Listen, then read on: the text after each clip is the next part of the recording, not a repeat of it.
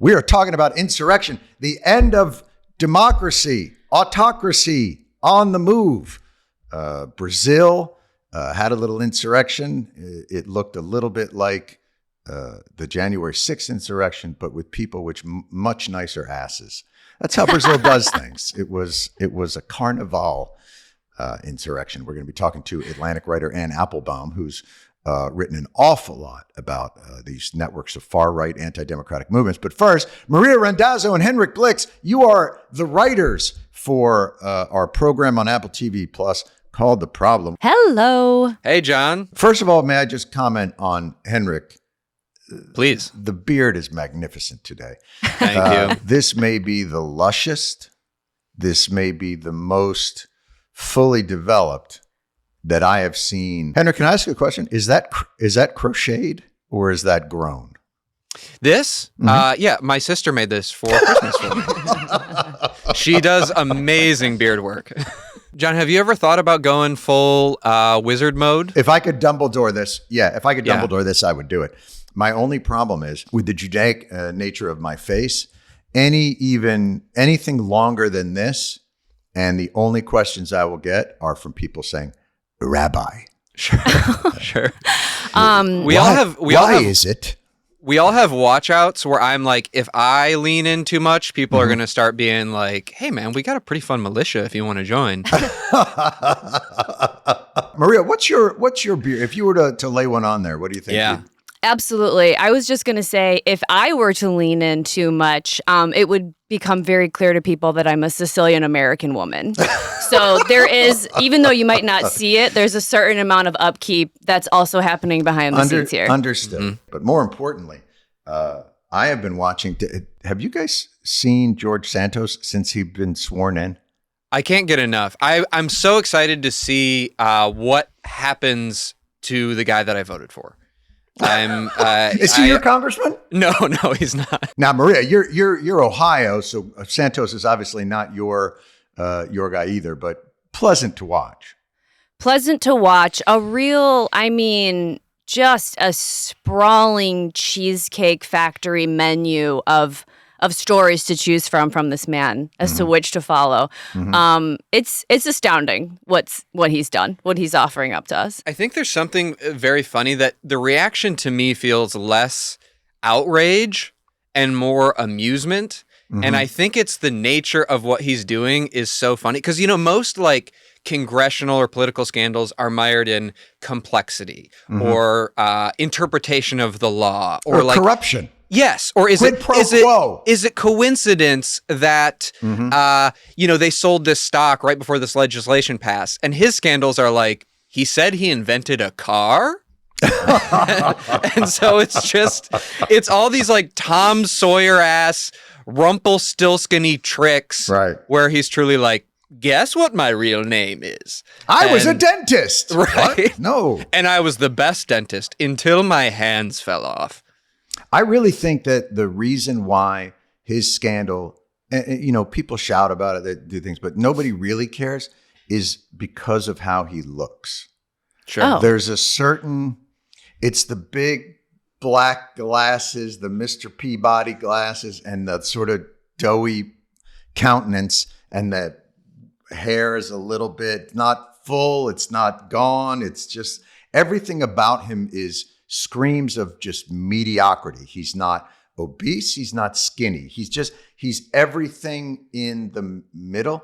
And I have to say, when I watch him now on the floor trying to interact with his new Republican brethren, it looks like one of those movies, like prison movies, where they yell like fish. Like it's like, fresh meat. Hey, fresh meat. Like he's got that look on his face like, I'm going to have to join the Aryan gang because the Spanish gang is threatening me. So can I hang out with you fellas?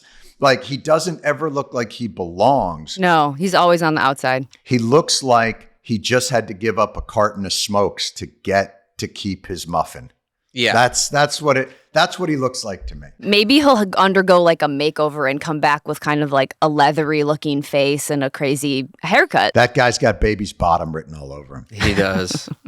He just seems like he would be a treat to wrestle. That took an unexpected turn. You know what I mean? You're just trying to feel strong. No, I don't know what you mean. He'd be a treat to wrestle. All right. Stand by it. I think a little slippery and squishy, but okay. He really, to me, it looks like his mom drops him off at Congress and like kisses him on the cheek. And he's like, Mom, don't, like, Matt Gaetz is going to see me. Drop me off a few blocks in front of it. Yeah. All right. By the way, that's not my mom. That's Princess Diana. Right. You know, my real mom is Grace Kelly. I mean, the funniest one to me is like, we were talking about some of them. The funniest one to me is he claimed he played Division III volleyball at Baruch College, and both of his knees had to get replaced because he played too hard. Yeah. And that to me is like, look, playing a D3 sport, it's impressive. Sure. But it's not a thing that people are like, oh, you played volleyball at Baruch? We have a table for you right here. So, like, it's not that crazy. And it's so funny to hear him tell the lie because he's like, we were playing some of the big dogs. We were playing Harvard, Princeton. Yeah, sure. Listen, when you go up and when you're throwing down for Baruch, and by the way, shout out, go fighting Hamantashen. Baruch, they bring it, and their volleyball team is renowned amongst. I can see why he chose that. Oh, they really do have an outstanding volleyball team? I have no fucking idea. Oh. And my guess is no. But that's the beauty of his lines is you wouldn't even think to check because it's just so stupid. Right. Do you think that's the chat bot? Like, do you think George Santos typed in lies I could tell that people wouldn't check? The originality is not the lies. The originality is that he tried it. Mm-hmm. And when I watch him, like, you know, he did that podcast with like Matt Gaetz. And when I see, it's sort of like what you talked about on the floor, which is like, you know that phenomenon when a comedian that all other comedians think is a hack makes it big, and everyone's like, fuck, you can't just say whatever you want. There's like a little bit of skill and nuance to this. It feels like watching Gaetz talk to him felt like that, where he's like, here's how you lie. Saying shit. Yeah. Mm-hmm. Right, Stick to one thing. The thing we have to be careful of, and I always caution myself on this, and I ran into this trouble with Trump, is we cannot mistake absurdity for lack of danger. Because it takes people with no shame to do shameful things. Yes. And so I always, and the same thing is going on. Like there's that Brazilian insurrection, and you could say like, oh, this is absurd. But in absurdity is where the real danger always is. It's like with Gaddafi. You would see Gaddafi and you'd be like, oh my God, he's dressed like Michael Jackson. What a ridiculous person. And he's like, and I'm developing a nuclear bomb. You're like, oh, fuck. Absurdity always makes you think something is more benign than it is. I had the same problem. I misjudged Trump because he's so ridiculous.